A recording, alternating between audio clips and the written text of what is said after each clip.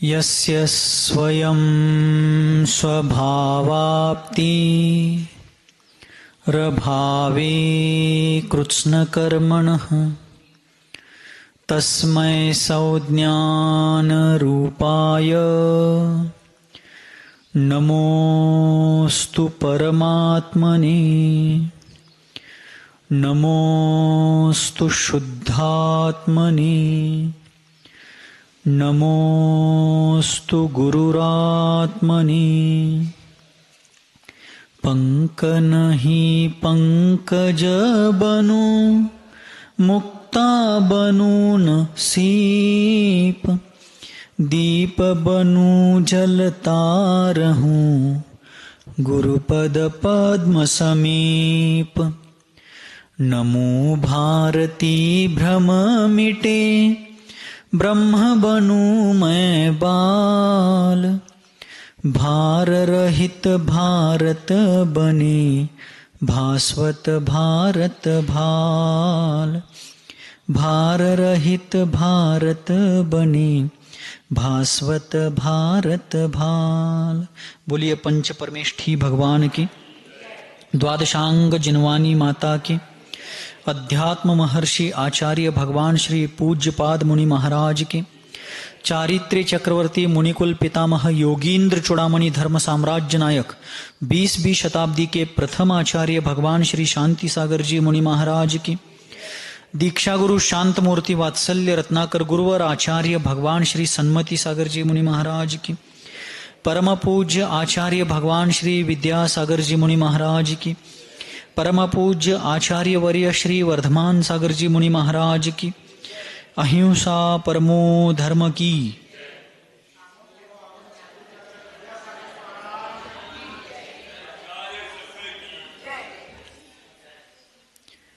कितना भी पढ़ाओ तो भी बगुला तोते के समान बोल नहीं सकता। कितना भी सिखाओ तब भी मनुष्य पंछी के समान उड़ नहीं सकता। उसी प्रकार आचार्य पूज्यपाद देव कहते हैं कि दुर्भाग्यशाली प्रबल कर्मोदय वाले जीवों को कितना भी समझाओ वो ज्ञानी नहीं हो सकते। कभी नहीं हो सकते ऐसा नहीं है, लेकिन जब तक कर्म प्राबल्य है तब तक वो ज्ञानी नहीं हो सकते, विवेकी नहीं हो सकते। और जो भाग्यवान जीव है जिसके कर्म का उदय मंद है, ऐसे जीव को किसी मनुष्य ही नहीं प्रकृति के एक छोटे से संकेत मात्र से भी मोक्ष मार्ग पर चलने के भाव हो सकते। मेघनगर की रचना, प्रकृती म्हणजे निसर्ग, मराठीमध्ये आपण निसर्ग म्हणतो, हिंदीत प्रकृति म्हणतात। तो ऐसी स्थिति है। इसलिए कल चर्चा चल रही थी कि व्यवहार से पंच परमेष्ठी हमारे गुरु है, निश्चय से आत्मा ही आत्मा का गुरु है, हम ही हमारे गुरु है, तूच आहेस तुझा जीवनाचा। इसलिए हमें अपने आत्महित का पुरुषार्थ करना चाहिए। जब तक हम स्वयं उस मार्ग पर चलने में सक्षम नहीं है तो पंच परमेष्ठियों का शरण में आकर के, उनका आलंबन लेकर के, उनके आधार से, उनकी शरण में रह करके अभय पूर्वक उस मार्ग पर चलने में कोई समस्या नहीं, बल्कि सौभाग्य से ही पंच परम गुरुओं की शरण प्राप्त होती है।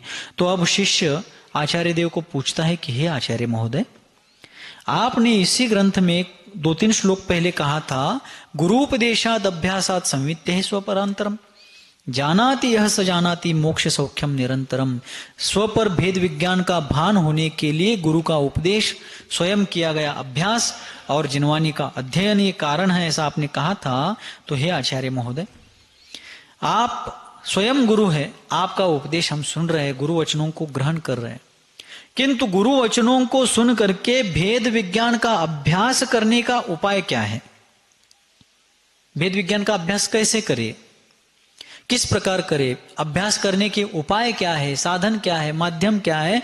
ऐसा प्रश्न जब शिष्य के द्वारा पूछा जाता है तो इष्टोपदेश परमागम के 36वें श्लोक में आचार्य महोदय उत्तर देते हैं। सभी लोग मेरे पीछे पीछे बोलेंगे। अभवत् चित्त विक्षेप एकांते तत्व संस्थितः अभ्यस्येदभियोगेन योगी तत्वं निजात्मनः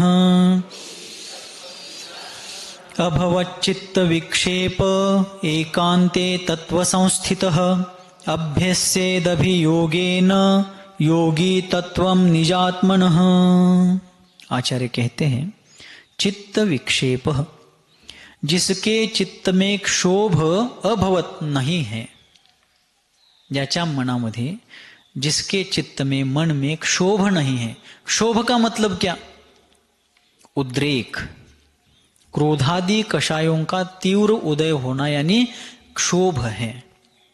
कलिकाल सर्वज्ञ, श्रमण संस्कृति की अक्षय आकाश गंगा में जो अक्षय नक्षत्र की तरह है, ऐसे भगवान कुंद आचार्य देव प्रवचन सार परमागम के 7वें गाथा में कहते हैं चारित्तम खलु धम्मो धम्मो जोसो समोत्ति निदिठो मोह खोह विहीनो परिणामो ही अपनो समो। अर्थात चारित्र ही वास्तव में धर्म है। ऐका लागलं? बहुत सुंदर बताया। चारित्तम खलु, खलु यानी निश्चय से, वास्तव में चारित्र ही निश्चय से धर्म है। और वो चारित्र रूप धर्म कैसा है?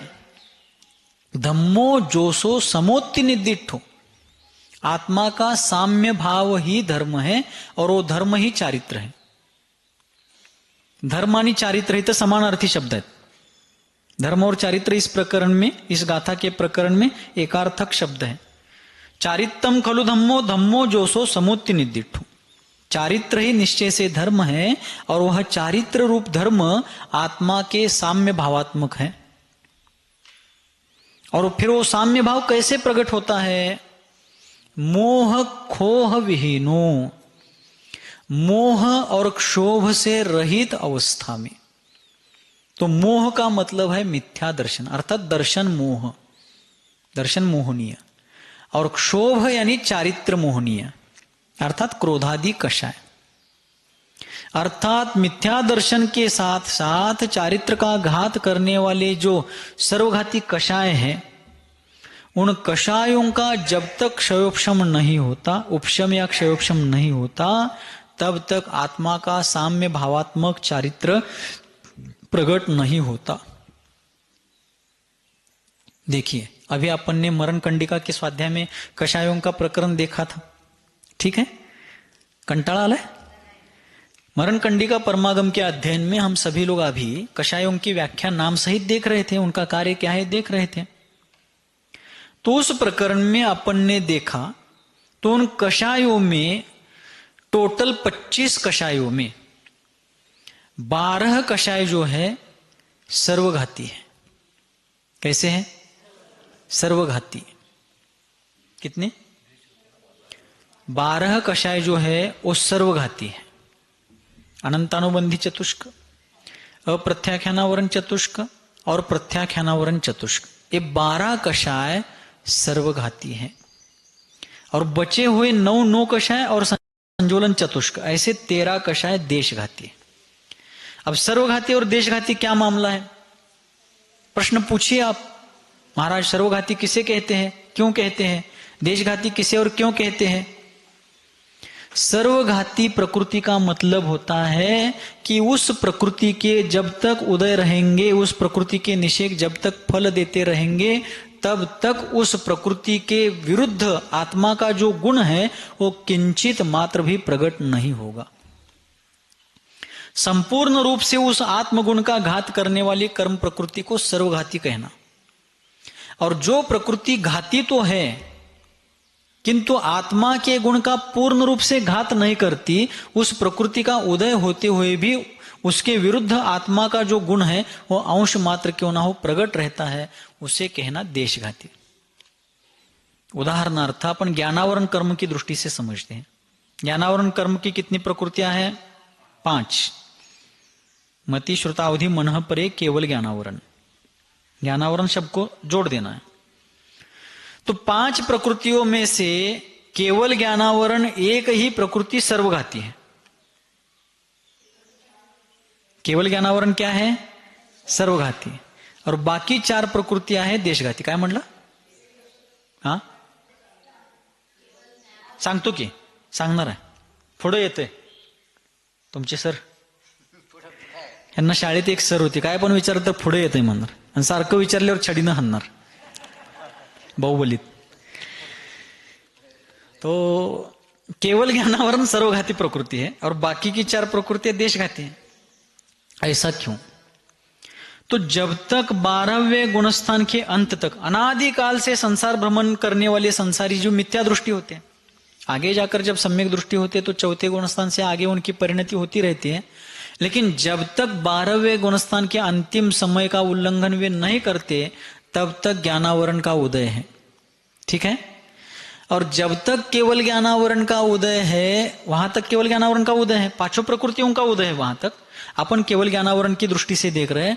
जब तक केवल ज्ञानावरण का उदय है तब तक केवल ज्ञान अंश मात्र भी नहीं होगा, एक अंश रूप में भी प्रकट नहीं होगा. लेकिन अभी वर्तमान में यहां जो कोई भी सम्यक दृष्टि जीव है, जो कोई भी हो, 4थे गुणस्थान से लेकर आगे है, 4थे में होंगे, कोई देशवृत्ति है तो 5वें में होंगे, सम्यक तो सहित देशवृत्ति 5वें में, सम्यक तो सहित महावृत्ति 6ठे से आगे यथासंभव लगा लेना है. तो जो जीव सम्यक दृष्टि है उनका ज्ञान सम्यक ज्ञान है, मति श्रुत अवधि मनः पर्य, इन 4 में से यथा योग्य. तो अभी हमारे मति ज्ञानावरण कर्म का भी उदय है, लेकिन मति ज्ञानावरण कर्म का उदय होते हुए भी मति ज्ञान भी प्रकट में है साथ में. ठीक है. मति ज्ञानावरण कर्म का उदय होते हुए भी मति ज्ञानावरण कर्म मति ज्ञान को पूर्ण नहीं रोक रहा है. मति ज्ञान किसे कहते हैं? तदिंद्रियानिंद्रिय निमित्तम, पहले अध्याय में आता है ना, तदिंद्रियानिंद्रिय निमित्तम. वह मति ज्ञान इंद्रिय और अनिंद्रिय अर्थात मन के माध्यम से होता है. फिर प्रकाश, परोपदेश और बहुत सारे निमित्त हैं. अभी ठंडी हवा लग रही है, त्वचा के माध्यम से मति ज्ञान हो गया. शब्द सुनाई दे रहे, कान के माध्यम से ज्ञान हो रहा है. आंखों से वर्ण दिख रहा है, जीवा से स्वाद समझ में आता है, नाक से गंध समझ में आती है. इस प्रकार इंद्रियों के द्वारा जो ज्ञान हो रहा है वो मति ज्ञान है. मन के द्वारा जो ज्ञान होता है वो मति ज्ञान है. श्रुत ज्ञान भी मन के द्वारा होता है, श्रुत मन इंद्रियस्य. लेकिन मति ज्ञानावरण कर्म का उदय होते हुए भी मति ज्ञान पूर्ण अप्रगट नहीं है. कम ज्यादा मात्रा में क्यों ना हो मति ज्ञान भी है. इसलिए मति ज्ञानावरण देशघाती है. और केवल ज्ञानावरण कैसा है? सर्वघाती है. जब तक केवल ज्ञानावरण का उदय अंश मात्र भी केवल ज्ञान नहीं होगा, लेकिन मति ज्ञानावरण का उदय होते हुए भी कम ज्यादा मात्रा में क्यों ना हो मति ज्ञान होगा. फिर कोई पूछ सकता है, या आपकी ओर से महाराज पूछना चाहते हैं कि अवधि ज्ञानावरण और मनःपर्य ज्ञानावरण देशघाती है, यही पूछ रहे थे आप, बराबर है क्या? अवधि ज्ञानावरण और मनःपर्य ज्ञानावरण देशघाती प्रकृति है, फिर भी अभी वर्तमान में अवधि ज्ञान और मनःपर्य ज्ञान क्यों नहीं है? उसका उत्तर नेमिचंद्र आचार्य देव देते हैं कि अवधि ज्ञानावरण और मनःपर्य ज्ञानावरण प्रकृति तो देशघाती है, लेकिन उसमें एक भाग स्पर्धक जो होते हैं वो देश सर्वघाती होते हैं, और अभी देशघाती प्रकृति होते हुए भी उनके सर्वघाती स्पर्धकों का उदय होने के कारण हम में से किसी को भी मनःपर्य या अवधि ज्ञान नहीं है. ओके. इस प्रकार उसी प्रकार जो 12 कषाय है, उनको क्या है, देशघाती अनंत बहुभाग होते हैं और एक भाग इस ध्यान में नहीं आएगा. अपन ऐसा करेंगे, एक कपड़ा है और ये कपड़ा के फोल्ड किया एक छोटा सा और थोड़ा सा भाग है वो 3 बार आप फोल्ड किया है. अब ये है तो उनको समझ में एका एकरात 40 गुंठ जमीन आहे, 39 गुंठ बहुभाग आणि 1 गुंठा 1 भाग. कळलं काय? नाही कळलं? असं थोडक्यात समजून घ्यायचं. कपड़ा ज्यादा फोल्ड क्यों किया है? हाँ, कपडे का समजिए सर्वघाती है. कपडा है त्याचा एक कुठला तरी बाजू, एक कोपरा तेवढा बाजूला आहे आणि बाकीचं सगळं कापड 2, 3, 4 वेळा घड्या घातले, बरोबर. वो हो गया बहुभाग. और थोड़ा सा हिस्सा अलग रखा है उसका बिना फाड़े, वो 1 भाग. इस प्रकार अंक के अपेक्षा हो गया. हाँ जी. लेकिन सर्वघाती और देशघाती को समझने के लिए जो अपन ज्यादा घड़ा डाला है वो क्या है, वो सर्वघाती है, प्रकट नहीं होता. जो पतला है वो देशघाती है. सर्वघाती और देशघाती, इस प्रकार उदाहरण के माध्यम से समझ लेना है. तो आचार्य कहते हैं 12 कषाय जो है सर्वघाती है, और जब तक सर्वघाती में से किसी का उदय होगा तब तक वह उस प्रकार से आत्मगुण को प्रकट नहीं होने देंगे. तो चौथे गुण स्थान में भी सर्वघाती अप्रत्याख्यानावरण कषाय का उदय है। चारित्र का पूर्ण रूप से घात करने वाले अप्रत्याख्यानावरण का उदय होने पर चौथे गुण स्थान में चारित्र कैसे और कहां से होगा, अब बताइए। ये भी तर्क है।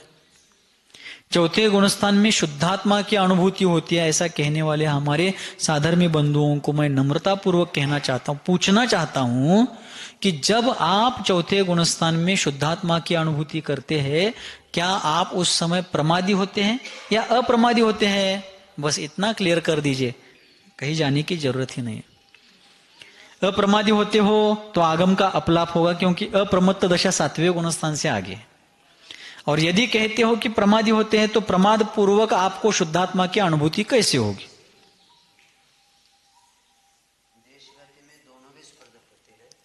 सर्वघाती में सब सर्वघाती होते हैं। देशघाती में बहुभाग देशघाती, एक भाग सर्वघाती। इसलिए चौथे गुण स्थान में किसी भी प्रकार से शुद्धात्मा की अनुभूति असंभव है और चारित्र असंभव है। यह जिनवानी का उपदेश है। हाँ, उनको चारित्र सिर्फ देश चारित्र सकल चारित्र नहीं, यथाख्यात चारित्र के आगे जाकर के शैलेश अवस्था प्राप्त हो, ऐसे मैं प्रभु को प्रार्थना करता हूं। लेकिन मेरे प्रार्थना करने से कुछ होने वाला, उन जीवों की परिणति वैसे होनी चाहिए, उनको वैसा पुरुषार्थ करना चाहिए। हमारी सद्भावना है, उनको चौथे में होता है तो हमें कोई पेट दर्द नहीं है। बस हमारे लिए कोई व्यक्ति प्रमाण नहीं है, हमारे लिए आगम प्रमाण है। कौन प्रमाण है? हमारे शास्त्र को वृषभवाणी, अजितवाणी, संभववाणी, शांतिवाणी, कुंथुवाणी, वीरवाणी ऐसा कहते क्या? जिनवाणी। वीर, शांति, कुंथु, अरह, वृषभ, अजित ये व्यक्ति के नाम हैं और जिन ये व्यक्तित्व का नाम है। कौन है जिन? कर्मारातिन जयति इति जिन्ह, जो कर्म रूपी शत्रुओं को जीत चुके हैं वे जिन हैं। उनका नाम बुद्ध, वीर, जिन, हरिहर, ब्रह्मा, या उनको स्वाधीन कहो, हमें उससे क्या करना है? वो जिन होनी चाहिए और जिन की जो वाणी है वो जिनवाणी है और वही हमारे लिए प्रमाण है। व्यक्ति हमारे लिए प्रमाण नहीं है। कड़े क्या? इसलिए आचार्य कुंद कुंद भगवान कहते हैं, चारित्तम खलु धम्मो, धम्मो जोसो समोत्ति निदिठो।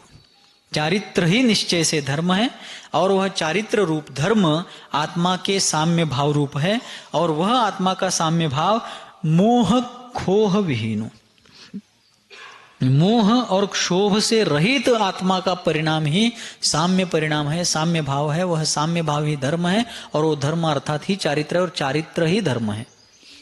कंटाळा आलाय काय? गोष्ट सांगू? इस प्रकार मोह खोह विहीनो परिणामो अपनो ही समो, आत्मा के ऐसे परिणाम ही चारित्रात्मक है।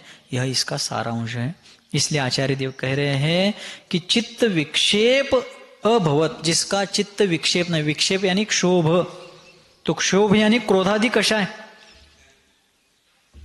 जिसको जरा जरा से बात में ऐसा भड़का उड़ता है, क्रोध आता है, अहंकार आता है, मायाचारी करता है, लोभ भाव करता है, तो ऐसा क्रोधादि कषाय वाला जीव आत्म विज्ञान का, भेद विज्ञान का अभ्यास नहीं कर सकता। तो जिसका चित्त क्रोधादि कषायों से, क्षोभ से रहित हो चुका है, ऐसा तत्व संस्थित, तत्व विचार में, तत्व चिंतन में, तत्व आराधना में जिसकी बुद्धि स्थिर हो गई है, जिसका चित्त एकाग्र हो गया है, ऐसा कौन?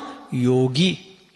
ऐसा वह योगी है, ऐसा वह साधक है। वो क्या करता है? एकांते, निर्जन स्थान में, जहां पर स्त्री, नपुंसक, पशु या धर्म द्वेष करने वाले ऐसे कोई उपद्रवी तत्व आ सकते हो, ऐसे स्थानों को छोड़ करके एकांत निर्जन स्थल पर जाकर के, अथवा कोई कोई इतने सामर्थ्यशाली भी होते हैं कि जो भरी भीड़ में भी आत्मध्यान कर सकते हैं। महामहिम, महाश्रमण तपो लक्ष्मी के स्वामी, इस धरती पर जिनके चरणों के कारण पवित्रता प्रतिष्ठापित हो गई, जिन धर्म की ध्वजा उत्तुंग नभ को छूने लगी, ऐसे आचार्य देव शांति सागर जी महाराज। उनको किसी ने पूछा कि गुरुदेव, आपको क्या एकांत स्थान में ही ध्यान लगता है? क्या कहीं पर भी आत्म ध्यान कर सकते हैं आप? महाराज शुरू में चुप रहे। बार बार पूछने पर वे योगीश्वर बोले कि भव्यात्मन, मुझे बाजार में भी बिठाओ, वहां पर भी मैं आत्म ध्यान कर सकता हूं। ऐसा हर किसी को संभव, सर्वथा असंभव नहीं है, लेकिन उतना अभ्यास होने पर ही संभव है। और वे जन्म जन्मांतर के योगी थे। तो जिनका अभ्यास कम है, अल्प है, थोड़ा बहुत डिस्टर्ब होने पर जो विचलित हो सकते हैं, वैसे निर्जन स्थल पर आत्म ध्यान की साधना करते हैं। जिनको किसी भी परिस्थिति में विचलित नहीं किया जा सकता, वे कहीं भी करते हैं। कल्पांत काल मरुता चलिता चलेन किम मंदराद्रि शिखरम चलितम कदाचित, ऐसे योगी। और फिर आचार्य महाराज को जब पूछा गया तो उन्होंने कहा कि जब मैं ध्यान में बैठता हूं तो मेरा चित्त इतना एकाग्र हो जाता है, कोई आकर के मेरी उंगली भी काट दे तब भी मुझे पता नहीं चलेगा। कोल्हापुर जिले में गांव है हेरले, हाथकणंगले तहसील में, बरोबर ना। उस हेरले के एक महान मुनिराज हो गए, जय कीर्ति, आचार्य जय कीर्ति जी महाराज, देशभूषण जी महाराज के गुरु, आचार्य देशभूषण जी महाराज के गुरु आचार्य जय कीर्ति जी महाराज बहुत महान साधक थे। शरीर की ऊंचाई बहुत छोटी थी, मूर्ति लहान, कीर्ति महान। जय कीर्ति महाराज के गुरु शायद पायसागर जी महाराज, आचार्य पायसागर जी। तो जय कीर्ति जी महाराज ने अपने दीक्षा काल में बहुत अच्छी तरीके से आत्म साधना की। जब वे विहार करते करते उत्तर भारत गए थे और सम्मेद शिखर जी तीर्थराज की वंदना करके वहां से जब वे लौट रहे थे तो ईसरी बाजार में जो शांति निकेतन नाम का अपना जैन आश्रम है, आपने देखा होगा, जहां पर गणेश प्रसाद वर्णी जी की साधना हुई है, जिनेन्द्र वर्णी जी की सल्लेखना साधना हुई है और अनेकों साधकों ने तपस्या साधना की है। वहां पर जय कीर्ति जी आचार्य महाराज संघ सहित विराजमान थे। अनेक दशकों पहले की घटना है। और उस समय के जो संत भवन मुनि गुफाएं थी वो उस समय के अनुरूप थी, बहुत अच्छी थी, किंतु ऐसी गुफाएं थी कि वहां पर एक ही साधु अंदर बैठ सकते थे, रात्रि विश्राम कर सकते थे। और आचार्य जय कीर्ति जी महाराज उस गुफा में थे। उस समय लाइट, बल्ब, हेलोजन, मर्क्यूरी कुछ नहीं होते थे, लालटेन से काम चलता था, कंदील। और उस समय वे आचार्य महाराज चटाई वगैरह का उपयोग नहीं करते थे।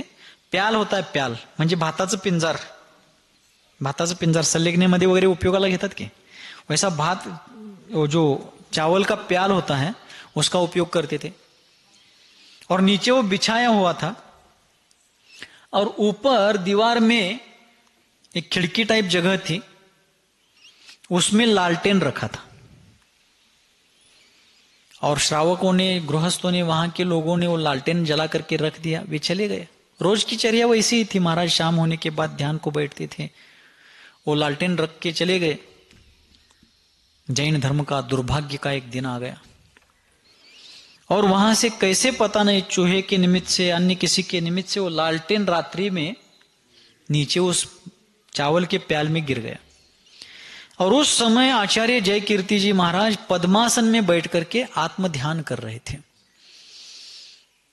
सामायिक में थे। वो सूखी घास एक क्षण भर में, और लालटेन का रॉकेल, केरोसिन भी उसमें फैल गया, ज्वालाग्राही। और इतना होने पर क्षण भर में दरवाजा बंद था, अंदर से पूरी उस गुफा में आग फैल गई। महाराज पद्मासन में ध्यान को बैठे थे। सुबह लोग जब दर्शन को गए, वो सूखी घास पूरी जल गई थी। महाराज का शरीर सिर्फ हड्डियों का स्ट्रक्चर, लेकिन वो भी पद्मासन में था, समाधि हुई थी उनकी, लेकिन पद्मासन से हिले नहीं थे। जिस आसन से ध्यान में बैठे थे वही आसन सुबह लोग आकर दरवाजा खोले, और बाद में अंत्य संस्कार के लिए उनको जब हिलाया गया तब तक वही आसन था उनका। ऐसे भी साधक हुए हैं, महान साधक, तपस्वी जन इस काल में। आणि आता त्यांची पोरं हेरल्यात जय कीर्ती गणेशोत्सव मंडळ, काय नियोजन म्हणायचं आहे का नाही? काय परिस्थिति है, कैसे आचार्य हुए, वंशज क्या कर रहे हैं। तो ऐसे योगी जिनका अभ्यास, जिनका चित्त निरंतर तत्व के अभ्यास में, तत्व के ध्यान में, तत्व में एकाग्र हुआ है, ऐसे योगी क्या करते हैं? तो एकांत स्थान में जाकर के, निर्जन वनों में जाकर, गिरी कंदराओं में जाकर के, योगी भक्ति आती है संस्कृत में, उसमें कहा गया गिरी कंदर दुर्गेशु ए वसंती दिगंबराः पानी पात्र पूटाहारास्ते यांतिम परमाम गतिम। गिरी कंदर दुर्गेशु ए वसंती दिगंबराः, गिरी यानी पर्वतों पर, कंदराओं में अर्थात पर्वत, दो पर्वतों के बीच में जो, ज्याला अपन दरी म्हणतो ना, अंग्रेजी में वैली बोलते हैं। तो गिरी कंदर दुर्गेशु, किले होते हैं, या वृक्ष के कोटर, बड़े बड़े वृक्ष होते हैं, दो तीन लोग एक में के हाथ पकड़ करके भी उस वृक्ष को घेरा डाले तो भी उसका व्यास पूरा नहीं होगा, ऐसे बड़े बड़े वृक्ष। और किन्हीं कारणों से उस वृक्ष के तने, तना म्हणजे त्याचा जो खोड असतोय, उसमें पोली अवस्था, पोकळ अवस्था झाली असते, उसमें खड़े रहते हैं। अपन धर्मस्थल के ऊपर वो 4 माड़ी घाट 25 किलोमीटर का, उसमें कैसे बड़े बड़े वृक्ष थे और उसमें वृक्ष कोटर थे। ऐसे वृक्ष कोटरों में वे मुनिजन ध्यान मुद्रा में, खड़गासन में, पद्मासन में, जैसा संभव है वैसा रहते हैं। सरिता सागर तीरों में, सरिता तट पर, नदियों के तट पर, सागर के तट पर, तालाबों के किनारे पर, ऐसे एकांत स्थलों में, जंगलों में या समुद्र तट पर जाकर के भी वे ध्यान करते हैं। पहले मुनिजन इतने ध्यान मग्न होते थे और इतने उत्कृष्ट तपस्वी होते थे, इसके बारे में 12 मासा नाम का एक ग्रंथ है, और उन 12 मासा ग्रंथ में इतना सुंदर वर्णन किया गया है कि वे मुनिजन कि जिन्होंने शरीर को पड़ोसी मान लिया है, आत्म ध्यान में लीन है, वे इतने ध्यान मग्न होते थे कि ठंड के दिनों में, ठंडीच्या मौसम मध्ये, ठंड के दिनों में ठंड से बचने के लिए बिच्छू, विंचू, ठंड से बचने के लिए बिच्छू उनके कान में जाकर बैठते थे, लेकिन वे आत्म ध्यान में लीन है। आता डोळ्यापुढे चिलटे यायला लागली सारखा, मी असं आणि असं, असं आणि असं, चिलट। पहले मुनिजन कान में बिच्छू जाकर के बैठते थे, लेकिन उनका ध्यान विचलित नहीं होता था। मूलाचार्य में वट्टकेर आचार्य देव कहते हैं, जब आतापन योग, वृक्ष मूल योग और अभ्रावकाश योग नाम के महातप पूर्व में चतुर्थ काल के मुनि करते थे, उत्कृष्ट सहनधारी मुनि करते थे। उन मुनियों के शरीर पर बरसात के दिनों में जंगल में सर्वत्र पानी फैलने के कारण, बिलों में पानी जाने के कारण सांप बिलों से बाहर पड़े, ऊपर से बारिश हो रही है, ठंड से वो सांप अत्यंत तकलीफ में है, तो उष्मा पाने के लिए वे सांप क्या करते थे, उन मुनि महाराजों के शरीर से लिपट जाते थे, वेटोळा घालायचे, लेकिन वे खड़े। ऐसे वे योगीजन अत्यंत निस्पृह भावपूर्वक, शरीर को भी पड़ोसी मान करके अत्यंत माध्यस्थ भावपूर्वक आत्म ध्यान करते थे एकांत स्थल में जाकर के, और फिर अभियोगेन अर्थात आलस्य त्याग करके, अर्थात सावधानता पूर्वक निजात्मन अपने आत्म स्वभाव में, अपने आत्म आराधना में, अपने आत्म तत्व के तत्वम अर्थात स्वरूप का चिंतन मनन करने के लिए अभ्यसेत अर्थात अभ्यास करते थे। तो हम लोग भी यदि करना चाहते हैं तो आचार्य कहते हैं कि एकांत स्थल में जाकर हम भी क्या करें, अपने आत्म तत्व का, आत्म स्वरूप का चिंतन करें, उसका अभ्यास करें। किंतु आजकल लोग प्रश्न पूछते हैं कि महाराज हम कितना भी अभ्यास करें तो भी चित्त एकाग्र ही नहीं होता, मन लगता ही नहीं। स्तुति स्तोत्र का पठन करो, अष्टद्रव्य से भगवान का पूजन करो, इसमें सभी बहुमत से सरकार स्थापित हो रही, सभी इसमें सहमति दर्शा रहे। हाँ महाराज ये सही बात है कि चित्त एकाग्र नहीं होता। तो आचार्य कहते हैं कि मन तो स्वभाव से चंचल है, और साहित्यिकों ने मन को मन मरकट कहा है। मरकट यानी बंदर, माकड़, मन मरकट है, एक स्थल पर वो स्थिर नहीं होता, चंचल है। किंतु हमारे भाग्य विधाता सन्मति सागर आचार्य देव हमेशा कहते थे कि मन चंचल हो अच्छा है, क्यों पूछने पर वो कहते थे कि एक बार कहीं गया तो उधर ही नहीं जाता था, वापस भी आता था, क्योंकि वहां भी नहीं रहता था। फिर हम लोग उनको पूछते थे कि गुरुदेव, आप कहते कि मन चंचल है, वहां गया तो भी नहीं रहता, वापस आता है, यहां आने पर भी कहीं और चला जाता है, फिर उसको एकाग्र करने के लिए क्या उपाय करे? ऐसा हम लोग पूछते थे उनको स्वाध्याय में। तब उन्होंने जिनवानी का एक संदर्भ देकर के एक उदाहरण दिया था कि जैसे बंदर होता है, माकड़ मरकट, वो कहाँ रहता है? वो भी चंचल है, इधर उधर उछल कूद करता रहता है, भागा दौड़ी करता रहता है। वो स्थिर कहाँ होता है? जब उसको भूख लगती है और जिस पेड़ पर फल फूल लगे हैं वहां पर वो चंचल स्वभावी बंदर भी रम जाता है। तो आचार्य महाराज ये उदाहरण देकर कहते थे, इसी प्रकार तत्व ज्ञान के अमृत समान मधुर फलों से भरे हुए जिनवानी के वृक्ष पर इस मन मरकट को छोड़ दो, वो वहां पर रम जाएगा। अर्थात स्वाध्याय चिंतन मनन करते हुए उसी स्वाध्याय के माध्यम से आत्म ध्यान का अभ्यास किया जाए। आपको कुछ सैंपल बता रहा हूं कैसे चित्त एकाग्र कर सकते हैं।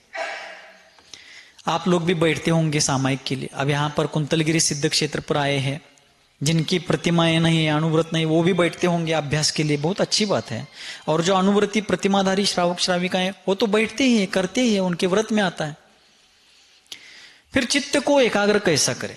सिर्फ बैठे रहे, हाथ पर हाथ रखा है, आंखें बंद है, सिर्फ बैठे हैं, तो शरीर बैठा है, मन दुनिया में घूम रहा है, ऐसा ही होगा। उसके बजाय उस मन को कुछ खाद्य दिया जाए, उस मन को कुछ काम दिया जाए। कैसे? आणि 15-20 मिनिट लागणार, चालेल? यान बाबा सारखे 15-20 मिनिट आण का चालेल ना? जैसे मरकट का अभी उदाहरण दिया, वो वहां रम जाता है पेड़ पर, वैसे ही मन को खाद्य की आवश्यकता है, अर्थात आलंबन की। एक व्यक्ति था, उसने बहुत से काम लिए थे और काम करने के लिए वो प्रयास करता था, लेकिन काम समाप्त ही नहीं होता था, वो काम पूरा नहीं होता था। तो उसने मंत्र साधना करके एक भूत को अपने वश में कर लिया। क्या कर लिया? एक भूतालाच प्रसन्न करून घेतला। कोण कोणाला प्रसन्न करेल काय सांगता येत नाही। एक भूत को वश में कर लिया। वो भूत आया, हाँ स्वामीन बताओ क्या काम है? उसने कहा वो काम करके आओ। वो काम करके आओ इतना कहने भर का देर था, वो काम करके आ भी गया। हाँ वो काम हो गया, अगला बताओ। हाँ ये करो, वो भी करके आ गया। अगला काम ये करके आओ, ऐसा कहकर वो इधर मुड़ रहा था, उतने में वो काम करके आ भी गया। अब उस आदमी को टेंशन होने लगा, अब इसको काम क्या बताऊं? तो सारे काम होने पर वो भूत कहने लगा, देखो मैं खाली नहीं बैठ सकता, मैं खाली नहीं बैठ सकता, मुझे काम चाहिए। यदि आप काम नहीं बताओगे तो मैं अगला काम करूंगा, आपको खा ही जाऊंगा। घाबरच पडली इथे, काय करते? डर गया हो। तो फिर जिस गुरु के उपदेश से उसने मंत्र साधना की थी, उस गुरु के पास गया भागता हुआ। गुरु जी ऐसा ऐसा हो रहा है, मेरा काम तो अब लिमिटेड है और वो एक झटके में करता है, आगे क्या करूं? तो गुरु ने कहा, तुम्हारे घर के पीछे जो थोड़ा सा आंगन है, मैदान है, उसमें एक खंबा गाड़ दो। खंबा गाड़ने के लिए उसको कहो। खंबा गाड़ने के लिए कह दूंगा, आगे क्या बताऊं उसको? खंबा गाड़ने के बाद उसको बताना, तुम्हारा जब काम होता है काम बताओ, काम होने के बाद उसको बताना कि जब तक मैं अगला काम नहीं बताऊंगा तब तक खंबे पर चढ़ते रहो उतरते हो, चढ़ते रहो उतरते रहो, चढ़ते रहो उतरते रहो। काम बता दिया, वो भूत भाग गया। मन का भी ऐसा ही, empty mind is devil's workshop, ऐसा एक अंग्रेजी विचार है, अंग्रेजी नीति है। खाली मन शैतान का घर, तो उसको कुछ काम चाहिए। तो आप ध्यान को बैठते हैं, ध्यान का अभ्यास करते हैं, चित्त की एकाग्रता का अभ्यास करते हैं, कैसे करना चाहिए? तो भौतिकवादी लोग बताते हैं कि घड़ी रखो, उसकी टिक टिक सुनो। प्राथमिक उपचार उपाय की दृष्टि से उसको कोई वो बाधक नहीं है। कोई कहते हैं अगरबत्ती लगाओ, उसका उठने वाले धुएं के वर्तुलाकार को देखो, आवर्त को देखो। कोई कहते हैं सामने एक बिंदी, एक टिकली लगाओ और उसको देखते रहो। ठीक है, एक प्राथमिक भौतिक दृष्टि से ठीक है। आध्यात्मिक दृष्टि से कैसे करें? आप सामायिक के लिए बैठे, बसलाय गए, जागते रहो, सामायिक के लिए बैठे हैं मानो, तो कैसे करें? तो महाराज जी ने आपको बहुत बार 24 ठाना पढ़ाई है, मार्गना है, गुणस्थान आपने याद किए हो, तो ध्यान में बैठे बैठे उनका चिंतन कीजिए। वास्तव में ध्यान यानी चित्त की एकाग्रता, आत्मचिंतन, आत्म ध्यान करना एक अलग बात है, लेकिन जब तक उस ऊंचाई तक अपन नहीं पहुंचते तब तक जिनवानी के इन सभी विषयों का आलंबन लीजिए। कर्म प्रकृति आपको याद है, उसका चिंतन कीजिए। तत्वार्थ सूत्र याद है, उस सूत्र के अनुसार उस विषय का अर्थात उसमें बताए गए वो उपदेश का चिंतन कर सकते हैं। एक उदाहरण के लिए अपन दर्शन पाठ के एक श्लोक का चिंतन करते हैं। अभी मान लीजिए अपन सामायिक में बैठे हैं, दर्शन पाठ तो सभी को आता है। दर्शनम देव देवस्य, एक ही चरण ले लिया, सामायिक में बैठे, देवाधिदेव का दर्शन, दर्शनम देव देवस्य, इस चरण का अर्थ क्या है? देवाधिदेव का दर्शन। इतना कहते ही तुरंत आगे मत जाइए, प्रश्न पूछिए मन को ही कि देवाधिदेव कौन है। आगे उत्तर आना चाहिए, जो वीतरागी सर्वज्ञ हितोपदेशी है वे देवाधिदेव है। फिर सर्वज्ञ किसे कहते हैं? ज्ञातारम विश्व तत्वानम, जो विश्व को जानते हैं। फिर विश्व क्या है? अधोलोक, मध्यलोक, ऊर्ध्वलोक, ये विश्व है। जीवादि 6 प्रकार के द्रव्यों का समूह जहां आकाश के जिस क्षेत्र में उसको विश्व या लोक कहते हैं। और उसको जानने वाले जो है वो सर्वज्ञ है, केवल ज्ञानी है। वो केवल ज्ञानी कैसे हुए? निर्घ्रंथ दिगंबर मुनि बन करके रत्नत्रय की आराधना करके मुनि हुए। फिर रत्नत्रय क्या है? सम्यक दर्शन, ज्ञान, चारित्राणि, मोक्ष मार्ग। सम्यक दर्शन क्या है? तत्वार्थ श्रद्धानम सम्यक दर्शनम। वो कैसे होता है? तन्निसर्गाद अधिगमात्। बहुत फास्ट बता रहा हूं मैं। इसका करने के लिए, एक चरण का पूरा चिंतन करने के लिए एक चातुर्मास कम से कम चाहिए। चातुर्मास, ठीक है, कम से कम एक चातुर्मास करने वाले को, जिसका उतना अभ्यास है। एक के बाद एक धागे खोलते जाने। सम्यक दर्शन के कितने भेद हैं? 3 भेद हैं, उपशम, क्षायोपशमिक, क्षायिक, औपशमिक, क्षायोपशमिक, क्षायिक। उपशम सम्यक तो कैसे होता है? 7 प्रकृतियों के उपशम से। क्षायोपशमिक कैसे होता है? 6 प्रकृतियों का यथायोग्य क्षयोपशम और सम्यक तो प्रकृति का उदय। कितना करे उतना कम है। क्षायिक सम्यक तो कैसे होता है? 7 प्रकृतियों के क्षय से। ये सम्यक तो का हो गया। सम्यक तो के और 10 भेद भी हैं। आज्ञा सम्यक्त्व, मार्ग सम्यक्त्व, सूत्र सम्यक्त्व इत्यादि, उसका चिंतन। फिर सम्यक ज्ञान, ज्ञान के कितने भेद हैं? मति श्रुतावधि मनः परे केवलानि ज्ञानम, आद्य परोक्षम, प्रत्यक्ष मन्यत। कितना करे उतना कम है। बरोबर समझा लगले? देवाधिदेव रत्नत्रय की आराधना करके मुनि अवस्था में वे वीतरागी बने। फिर वीतरागी किसे कहते हैं? बीता है अर्थात नष्ट हुआ है राग जिनका, वे है वीतराग। और वीतराग होने के पहले वीत द्वेषी हुए हैं। पहले द्वेष रूप कषाय नष्ट होते हैं, फिर राग रूप कषाय नष्ट होते हैं। फिर कषाय कितने हैं? 25 है। उसमें राग रूप कितने हैं? 13 है। द्वेष रूप कितने हैं? 12 है। कौन से हैं? XYZ है।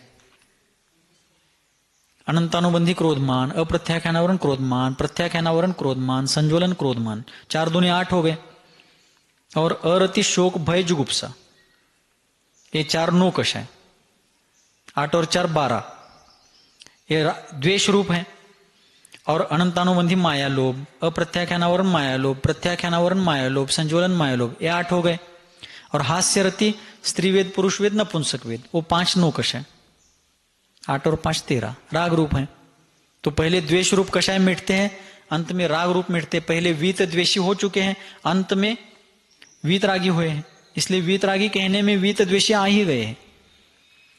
जो वीतरागी हैं, सर्वज्ञ हैं, और जिन्होंने हम सबके लिए हित का उपदेश दिया है। क्या हित का उपदेश दिया है? मोक्ष मार्गात्मक।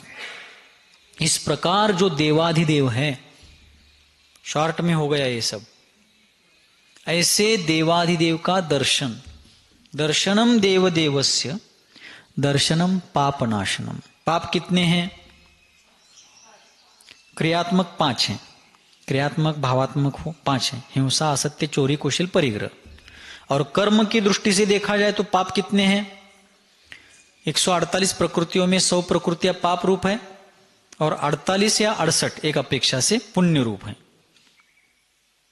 तो पाप रूप कौन कौन सी 100 प्रकृतियां हैं, पुण्य रूप कौन सी है, उसका चिंतन आ गया।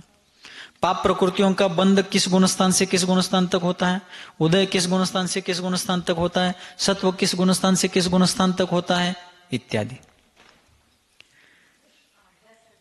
हाँ, चक्रे आले काय, उदाहरण द्यायला लागले हो, हे एवढं सगळं कराच असं नव्हे, एक उदाहरणार्थ।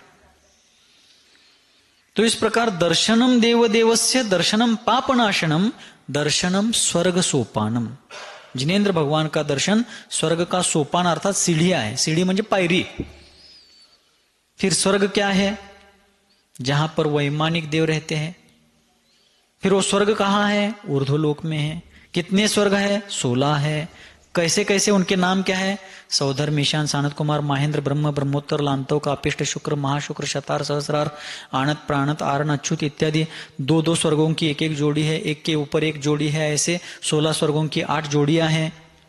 उसमें सौधर्म इंद्रादि देव लोग रहते हैं।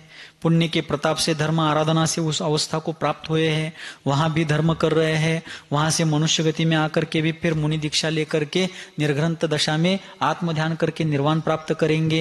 ये सब धर्म की महिमा है। घुमा फिरा करके धर्म पर लाना है, और वो धर्म ही मेरा स्वभाव है। अंत में यहां आना है। 16 स्वर्गों के ऊपर एक के ऊपर एक ऐसे 9 ग्रहवेक है। 9 ग्रहवेकों के ऊपर 4 दिशा में 4 विदिशा में 4 और बीच में एक ऐसे 9 अनुदिश है। उन 9 अनुदिशों के ऊपर 4 दिशा में 4 और बीचों बीच एक ऐसे 5 अनुत्तर विमान है। विजय, वैजयंत, जयंत, अपराजित, सर्वार्थ सिद्धी, ऐसा जितना आपण को आता है। मी एवढं सगळं सांगायला लागलोय म्हणजे मला सगळंच येतंय असं काय नाही, आणि मी एवढं सगळं सांगायला लागलोय म्हणजे लगेच तुम्ही एवढं सगळंच करा असं पण काय नाही। थोड़ा थोड़ा ऐसा करते जाएंगे तो चातुर्मास नहीं साल निकल जाएगा। दर्शनम मोक्ष साधनम, जिनेंद्र भगवान का दर्शन मोक्ष का साधन है। तो मोक्ष का साधन क्या है, सम्यक दर्शन, ज्ञान, चारित्र। तो मनुष्य गति और तिर्यंच गति में जिनबिंब दर्शन सम्यक दर्शन का निमित्त कारण है, बाह्य निमित्त है। फिर इसी प्रकार मोक्ष का साधन जो रत्नत्रय है उसका चिंतन मनन आ गया। इस प्रकार एक श्लोक में 1 साल चला जाएगा कम से कम। श्रवण बेलगोला, सम्मेद शिखर जी, गिरनार जी, कुंतलगिरी इत्यादि अन्य तीर्थ क्षेत्रों के वगैरह जो दर्शन किए उनका ध्यान करें। स्तुति स्तोत्र हमें आते हैं, उनके माध्यम से हम आत्म ध्यान करें, आत्मचिंतन करें, चित्त की एकाग्रता करें। बस इंटरेस्ट होना चाहिए। क्या होना चाहिए, इष्टोपदेश है, समाधि तंत्र है, रत्नकर्ण श्रावकाचार है, या और भी अनेक सुंदर ग्रंथ हैं, उनके श्लोक या गाथाएं यदि अपन को याद हो, उनको लेकर के हम ध्यान में, चिंतन में चित्त एकाग्र कर सकते हैं। इंटरेस्ट चाहिए।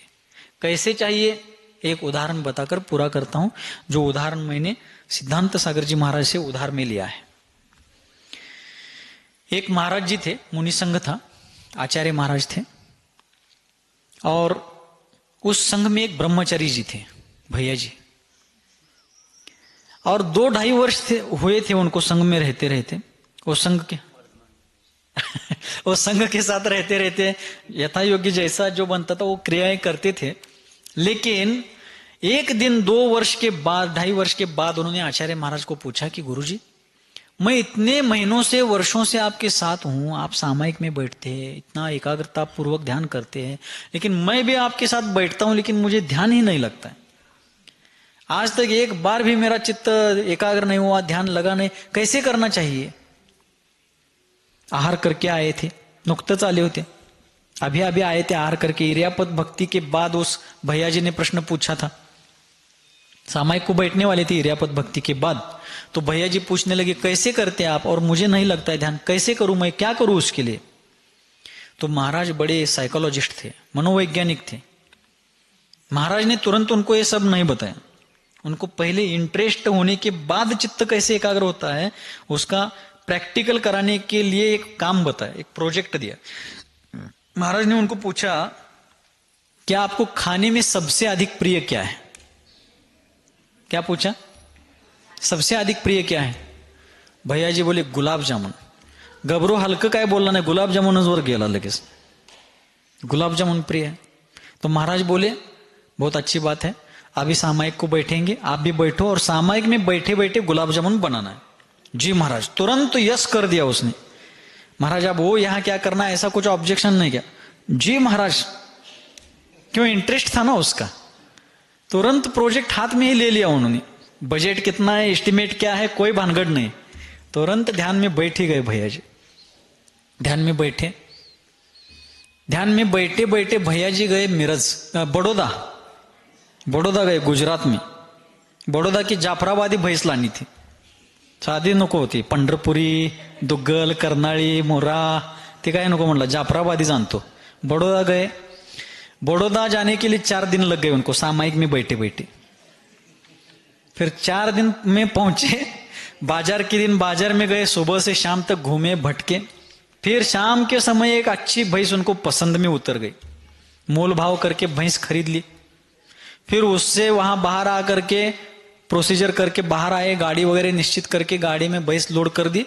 गाड़ी से आने में 8 दिन लग गए, क्योंकि भैंस प्रसूति निकट आई थी, उसको धीरे धीरे लाना था। कहा एक घोटाला है वे। कितने दिन हो गए, 4 और 1 5 और 8 13 दिन हो गए। सामायिक में 12:45 बज गए इधर। अब भैंस लाने के बाद उसको रखना, बांधना, धोना, चारा पानी, खाद्य वगैरह, भरडा, हिंडी, वो करते करते 10-12 दिन हो गए। फिर उसकी प्रसूति हो गई, तो टोटल 25 दिन हो गए। इतने में 1:15 बज गए थे घड़ी में। आचार्य महाराज का सामायिक अब पूरा होने को था, 1:30 बजने के दरमियान वो सामायिक से उठते थे। 1:15 बज गए, तो 25वें दिन भैंस की प्रसूति हो गई। फिर आगे 21 दिन बाद वो पक्का दूध, ते निबार दूध, वो टोरचिक, गिन्ना, ते सगळं।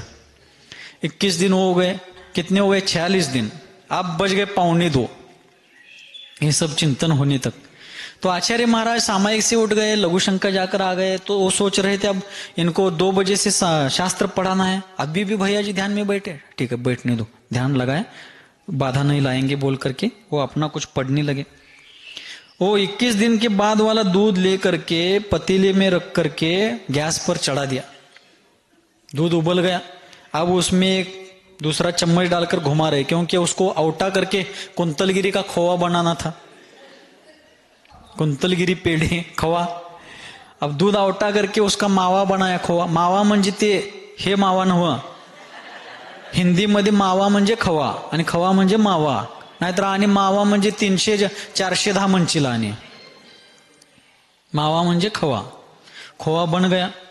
इधर दूसरे, ये सब ध्यान में चल रहा है। अब 2 बज गए। इधर एक बर्तन में उन्होंने शक्कर के पानी वगैरह डालकर चाशनी बना दी, पाक साखरेचा। गैस पर दूसरी तरफ घी उबलने के लिए रख दिया, और इधर मावे की गोले बना करके उसको आटे में ये करके गोले बना करके उस उबलते हुए घी में छोड़ करके उन्होंने उसको तल लिया।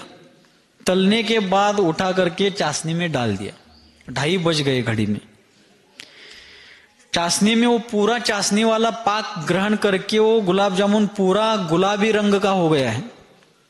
अब उन्होंने एक बड़ा अच्छा बाउल लिया, उसमें उठा करके गुलाब जामुन रख दिए, ऊपर से इलायची डाली है और 1 चम्मच उसमें डाल रहे हैं। इतने में 3 बज गए घड़ी में। ये विनोद नहीं चल रहा है, प्रैक्टिकल ये। महाराज बोले ये कितनी देर तक बैठा है, इसको पढ़ाना कब, प्रवचन कब करना।